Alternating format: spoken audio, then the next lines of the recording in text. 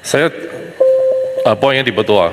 Saya tidak tahu sama ada kerajaan dan menteri berpuas hati dengan on-time performance syarikat penerbangan setakat ini. Bayangkan, seorang pekerja yang lewat melaporkan kerja sehari dua hari tiap-tiap minggu. Sudah tentu kena tegur dan amaran daripada majikatnya. Jadi Malaysia Airlines dan AirAsia tadi kita nampak prestasi mereka 26% atau satu suku daripada jumlah penerbangan domestik adalah tidak on time. Lewat lebih 30 minit.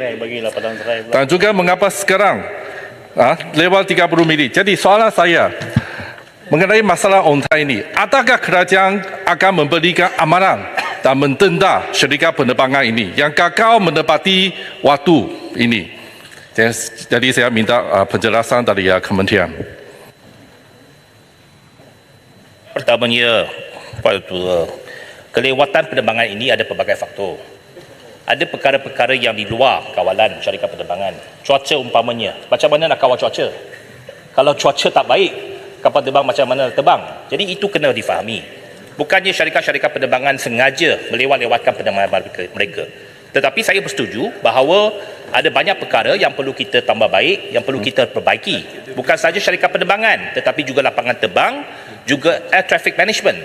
Juga kena ketahui bahawa pengurusan trafik udara ini juga bukannya di bawah syarikat penerbangan. Itu pertama. Yang keduanya, memang dari segi ke arah untuk memperbaiki dan juga meningkatkan pencapaian syarikat-syarikat penerbangan dalam on-time performance ini, kerajaan ataupun melalui MEFCOM akan juga mengambil tindakan sekiranya syarikat penerbangan gagal mematuhi Kod Perlindungan Pengguna Penerbangan Malaysia. Ini sesuatu yang kita akan cari satu pendekatan bagaimana meletakkan satu sasaran on-time performance, dan kalau mereka tak dapat mencapai on-time performance itu, maka kemungkinan ada sesuatu tindakan yang akan diambil. Namun begitu, seperti yang saya katakan, ada pelbagai faktor yang perlu diambil kira. Dan bukannya satu-satu faktor saja itu syarikat penerbangan. Memang kita akan sentiasa memantau dan kita juga akan meminta supaya syarikat-syarikat penerbangan ini dapat menguruskan jadual-jadual mereka dengan lebih baik. Terima kasih. Kepala Kerai. Terima kasih Tuan Yang di-Pertua.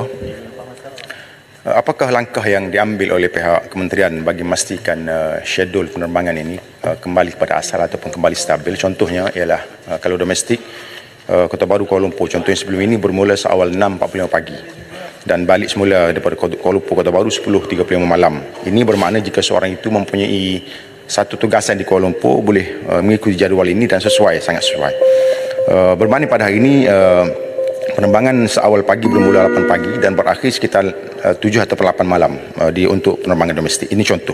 Yang kedua, jika bagi contoh international, isu berkaitan dengan penerbangan ke Arab Saudi ataupun ke Jeddah. Walaupun dia sudah ada pada hari 3 kali sehari, tetapi jadualnya tidak tetap. Kalau kita tahu MH180 ini, 150 ini jadualnya tetap. Tapi hari ini walaupun 3 kali sehari, tapi jadual tidak berubah-ubah. Ini menyukarkan penumpang untuk menyusun masa yang sesuai. Soalan yang kedua yang berhormat pengurusi ialah berkaitan dengan tambang mahal, khususnya penerbangan domestik lah. Bukan sahaja ke Sabah Sarawak, bahkan ke Kota Baru sekalipun, apalagi di musim cuti sekolah dan perayaan. Apakah usaha pihak kementerian yang terkini lah dalam menangani isu ini, dan apakah hasil perbincangan yang Mohd Menteri dengan pihak syarikat penerbangan bagi memastikan harga tiket kapal terbang ini dapat dijual dengan harga yang munasabah dan tidak membebankan? Terima kasih Yang Berhormat. Yang Berhormat. Yang pertamanya dari segi jadual, memang seperti yang saya katakan, kita belum sampai balik kepada kapasiti tahun 2019 ataupun pra-pandemik. Malah kapal-kapal terbang ataupun pesawat-pesawat yang digunakan itu masih belum mencapai kepada tahap sebelum ini. Kerana apabila semasa pandemik, kebanyakan pesawat-pesawat ini kena grounded. Apabila kena grounded, mereka apabila nak hidupkan kembali operasi mereka, setiap pesawat itu perlu ada MRO dia. Jadi memang dia mengambil masa. Setakat ini seperti yang saya katakan, jumlah kapasiti dia mungkin dalam 80% sahaja. Jadi dalam masa beberapa bulan akan datang, kapasiti akan terus ditambah. Lebih banyak pesawat akan beroperasi semula dan kita akan cuba menyelesaikan isu jadual tersebut. Ia juga ada berkaitan dengan harga. Kerana harga ini dia ada banyak faktor juga sekarang ini. Yang pertamanya kerana peningkatan US dollar menjadikan kos operasi semua syarikat penerbangan meningkat mendadak.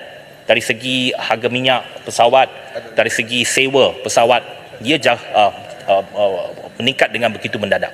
Namun begitu, kita amat mengharapkan supaya lebih banyak penawaran, lebih banyak kapasiti, lebih banyak pesawat terbang. Sekiranya lebih banyak kapasiti, maka penawaran itu lebih banyak, maka ia juga dapat mengimbangkan harga tiket kapal terbang ini. Terima kasih.